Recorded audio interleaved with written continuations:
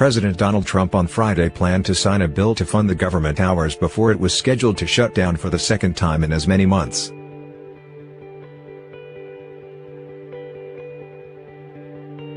But that's not all.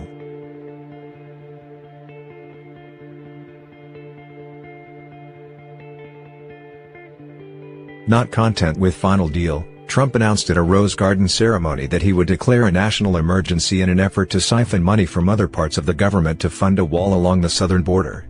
Trump has demanded $5.7 billion for a border wall, but the deal passed by Congress on Thursday allocated just $1.375 billion to build 55 miles of fencing.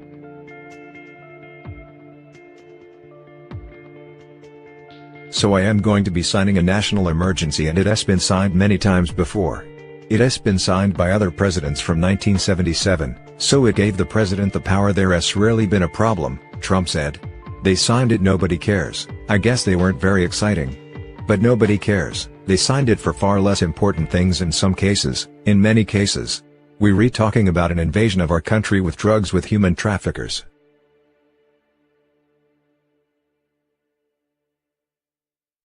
Trump's invocation of the National Emergencies Act of 1976 to direct funds for the wall's construction is an attempt to bypass a legislative logjam that caused the longest government shutdown in American history.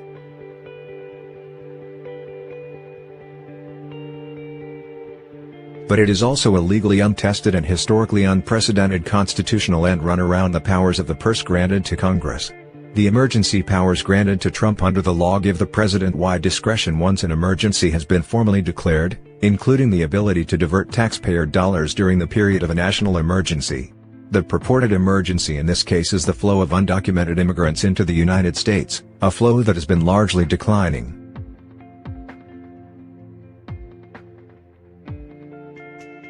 On Friday morning, the White House briefed reporters on the pots of money that it plans to repurpose for wall construction.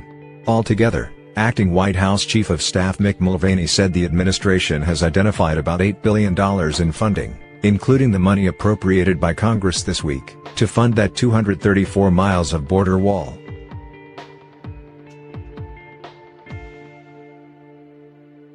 The bulk of the reprogrammed funds will come from the Defense Department, Mulvaney said, including $3.6 billion from the Pentagon's military construction account, and $2.5 billion designated for counter-narcotics activities. The administration will also draw $600 million from a Treasury Department asset forfeiture account. We assess that with the $8 billion we will have sufficient money to finance the president's wall construction plans, Mulvaney said.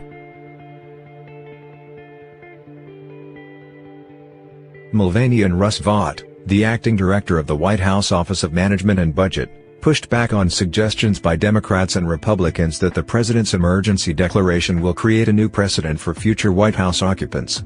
Democratic lawmakers have suggested that a future Democratic president could, for instance, declare a national emergency in an effort to impose new gun control measures or to push forward a sweeping climate change agenda.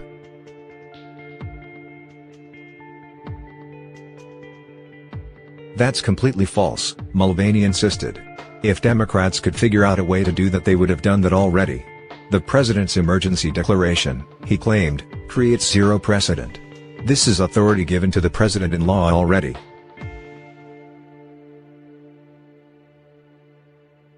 Officials on the call nonetheless declined to go into more detail about the legality of the president's declaration, and how the administration plans to defend it against court challenges that are already materializing. Nor have those details gone to Capitol Hill offices with direct oversight of the wall construction. According to a House Armed Services Committee spokesperson, the committee had not been provided any information as of Friday morning.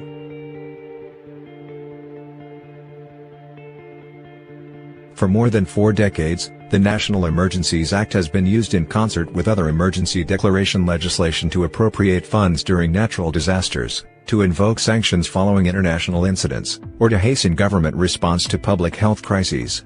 Trump's invocation of the act, however, is in explicit defiance of Congress' refusal to appropriate funds for his proposed border wall, and amounts to a dramatic, and, according to constitutional experts, apparently legal, circumvention of legislative power.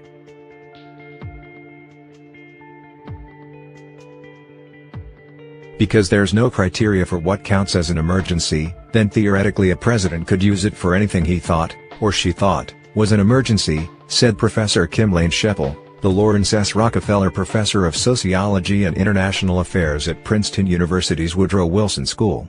There's just no legal standard for that. It just says, whenever the president sees fit, basically, the president can declare an emergency. Already, members of Congress have said they will challenge the declaration, with Democratic leaders calling it a gross abuse of the power of the presidency. House Judiciary Chairman Jerry Nadler DNY told The Washington Post on Thursday that House Democrats plan to bring up a resolution of disapproval to push back against the president's declaration. The Senate would be forced to take up the resolution, potentially creating a difficult situation for some Senate Republicans who tried to discourage the president from circumventing congressional authority.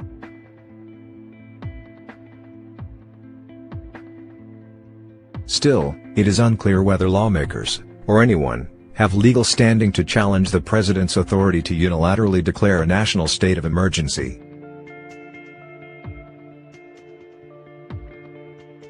If Trump declares an emergency and they start building a wall, the only way that a person gets standing is if they are personally injured by the president's actions, Sheppel told the Daily Beast.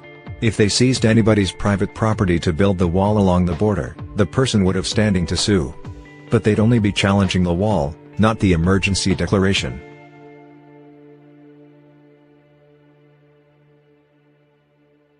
There may be little legal recourse, Sheppel said, to address the core question of whether the president has improperly invoked emergency powers.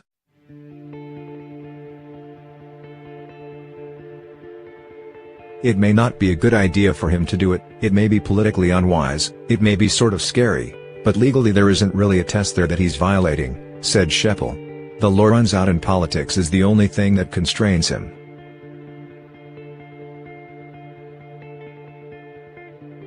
The notion that a declaration of national emergency might be made in bad faith, however, is legally untested, which means that scholars disagree on whether legal challenges to the declaration itself could succeed. If there were evidence that a president were declaring a national emergency in bad faith, which frankly might be in this case, courts might be willing to look behind it, said Liza Goitein, co-director of the Brannon Center for Justice's Liberty and National Security Program. If there is a paper-thin rationale for the emergency, but still a rationale, that's where it gets more difficult. With reporting by Jackie Kucinich.